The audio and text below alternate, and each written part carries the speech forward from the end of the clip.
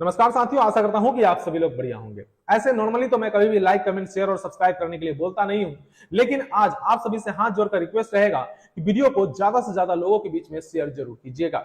आप सब्सक्राइब कीजिए अथवा मत कीजिए, लेकिन इस वीडियो को उन अधिकारियों को तक, उन कर्मियों तक अवश्य पहुंचा दीजिए जो कहीं ना कहीं हमारे स्थानांतरण से जुड़े हुए हैं, जो हमारे इस स्थानांतरण प्रक्रिया को चलाए आ रहे हैं पिछले 10 महीने से, जो कहते तो कुछ और हैं, होता कुछ और है, बताते कुछ और हैं, करते कुछ और हैं। आज सारे आईना दिखाने का मैं कोशिश करूंगा और साथ ही साथ जो भी शिक्षकों के द्वारा जो भी सुझाव आए हैं, जो भी रिक्वेस्ट आए हैं, उसे भी मैं इस वीडियो के माध्यम से उन अधिकारियों तक पहुंचाने का भी कोशिश करूंगा, उन कर्मियों तक भी पहुंचाने का कोशिश करूंगा।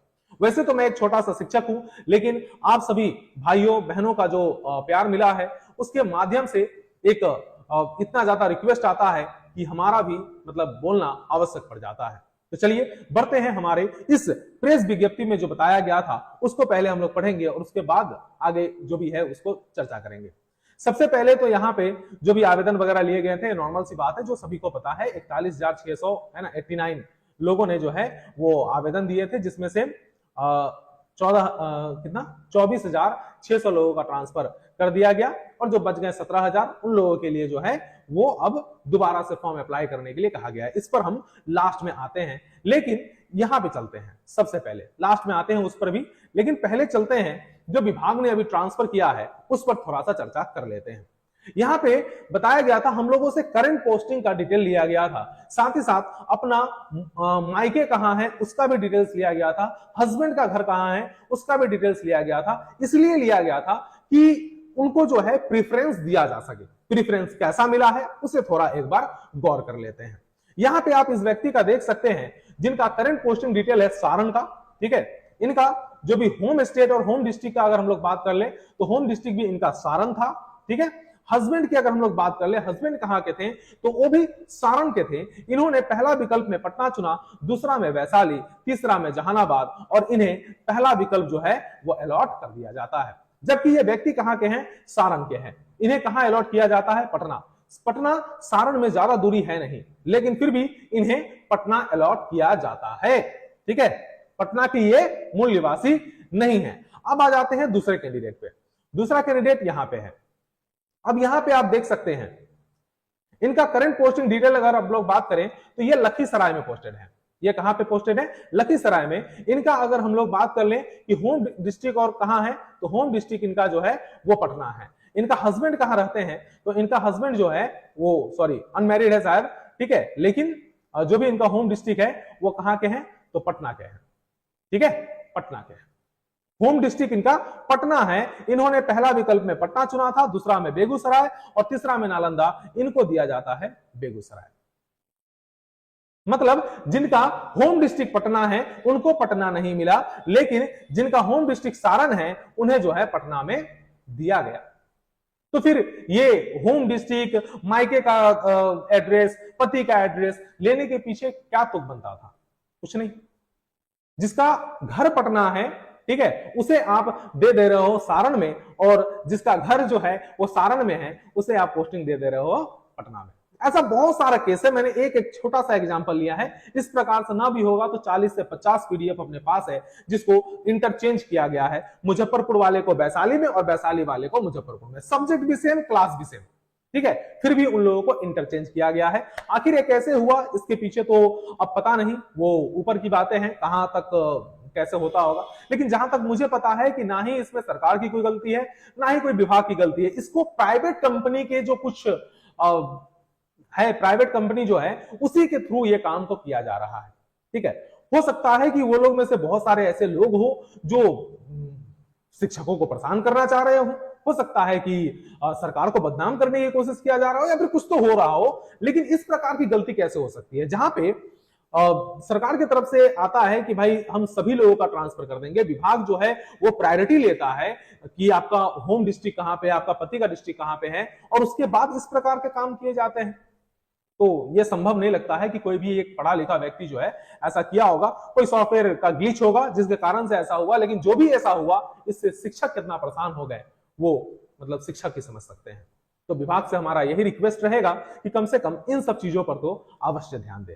और भी बहुत सारी चीजें हैं जिस पर हमें चर्चा करने की आवश्यकता है। ये हो गया।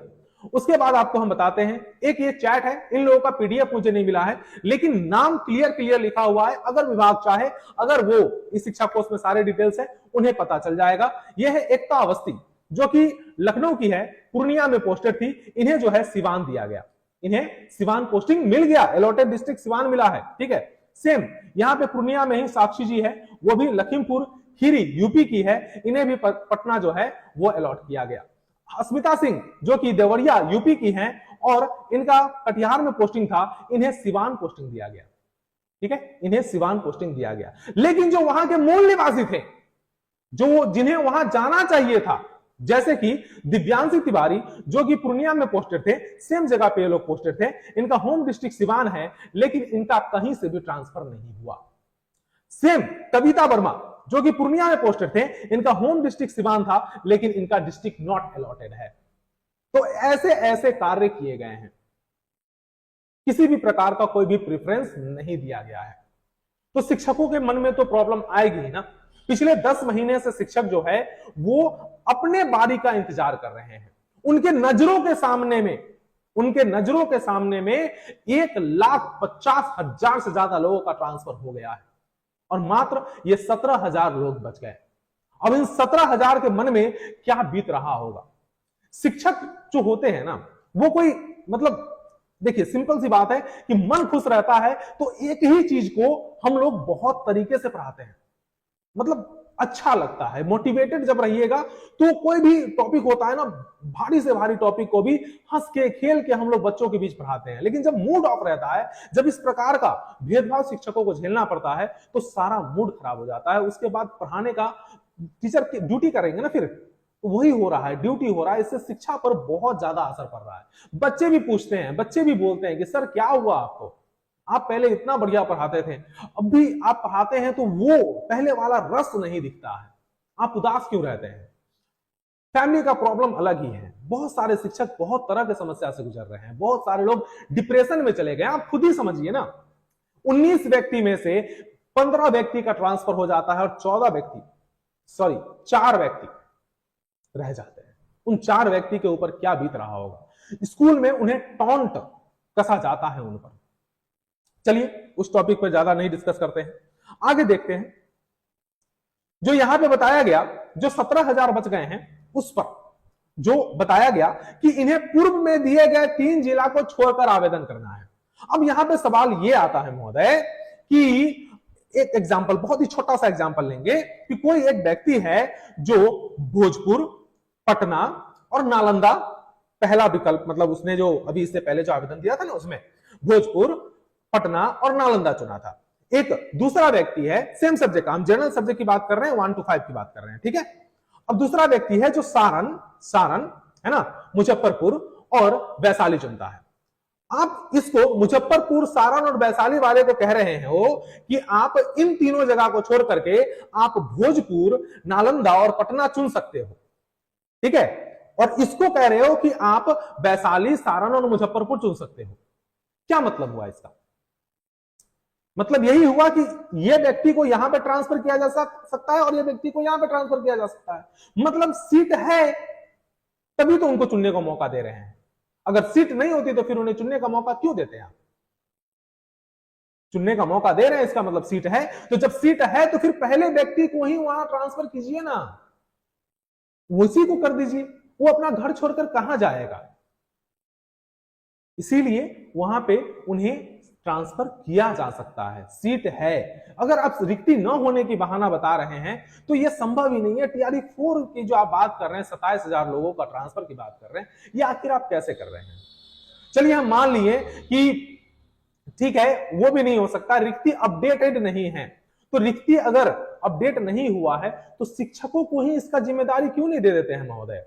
शिक्षकों को ही एक दिन का मौका दीजिए। प्रत्येक विद्यालय के एक शिक्षक कोई भी रहेंगे, उन्हें बस जो भी आपने न्यू फॉर्मेट के अकॉर्डिंग जो रिक्ति मांगा था, वो शिक्षक वहीं से ही शिक्षा कोष पर अपना रिक्वायरमेंट डाल देंगे। उनके विद्यालय में कितने शिक्षकों की आवश्यकता है, और उन्हें एक सख्त आदेश भी दे दीजिए कि अगर गलत डाटा डालिएगा तो आपको निलंबन कर दिया जाएगा।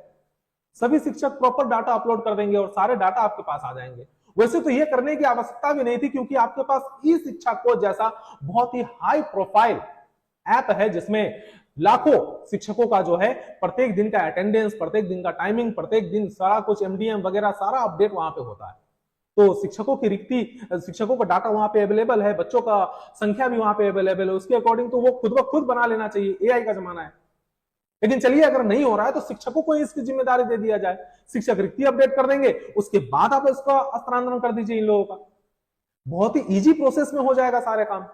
लेकिन नहीं, अगर आप 3 जिला का विकल्प इनको वापस से वो नहीं देकर के कोई और दीजिएगा तो ये घोर अन्याय होगा।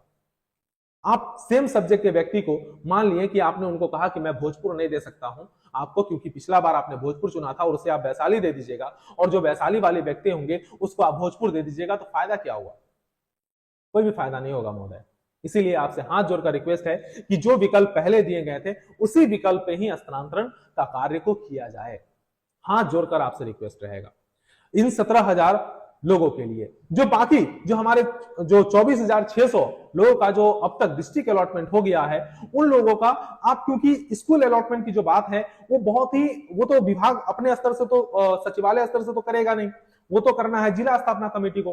तो जिला स्थापना कमेटी को जो है वो डिस्ट्रिक्ट स्कूल अलॉटमेंट का काम सौंप दिया जाए। अगर 24,600 लोग हैं और 24,600 को अगर हम लोग डिवाइड करते हैं तो बहुत से बहुत 700 के आसपास, मैं कैलकुलेट करके एग्जैक्ट डाटा बता रहा हूं कि ये कितना पड़ सकता है।